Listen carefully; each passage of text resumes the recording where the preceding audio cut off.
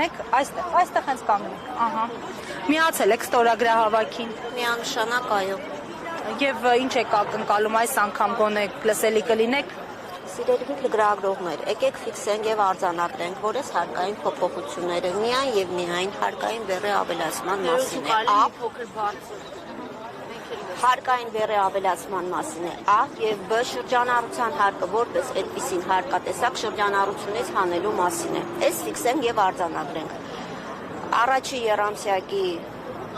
հաշվետվությունների արդյունքում հարկային բեռը ավելացել է 60-70%-ով։ Բայց ինչ ենք մենք խնդրում։ Մենք խնդրում ենք, որ կառավարությունը ունենա ազնվություն, ասի, որ իրանք ունեն ճեղքված բյուջեում եւ այո, այս եղանակով փորձում են ապահովել մուտքեր փորձում են ապահովել եւ մեզ չհրճակեն հակապետական շրջանառության հարկը չհրճակեն արտոնյալ չհամեմատեն նույն ոլորտներում գործող ԱՀ-ի դաշտում եւ շրջարկի դաշտում բիզնեսները,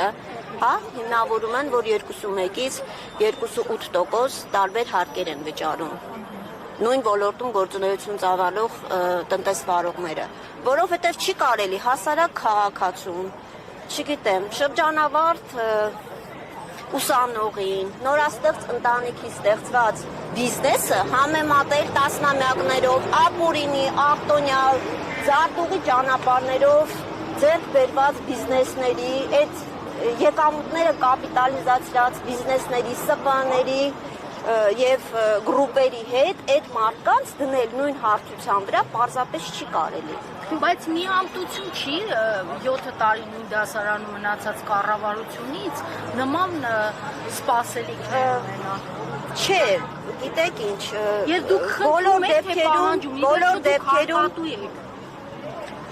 եկեք շատ պրովոկացիոն հարցեր չտանք, խոսենք իրականությունից, վճարում, բայց Փաշինյանն ասել էր աշխատում է մեր բոլորիս հարկերի շնորհիվ, ճիշտ է, եւ մենք փորձում ենք մեր ձայնը լսելի դարձնել։ Մենք գործատուն ենք, գործ անողը, ում մենք գործ ենք տվել, գործը լավ չի անում, խնդրում ենք թե պահանջում։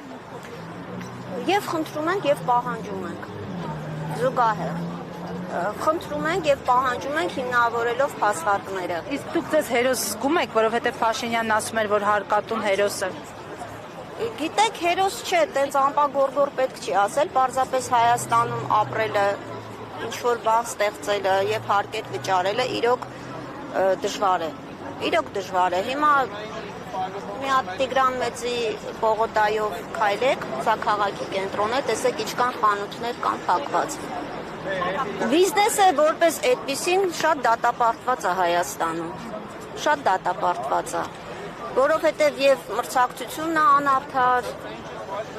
այդ նորություն չի էլի, եւ այն ականջահաճո ձևակերպումները, որ մեր միջոցով ուզում են խոշորի հետևից գնան, իրականությունից կտրված հայտարարությունից է,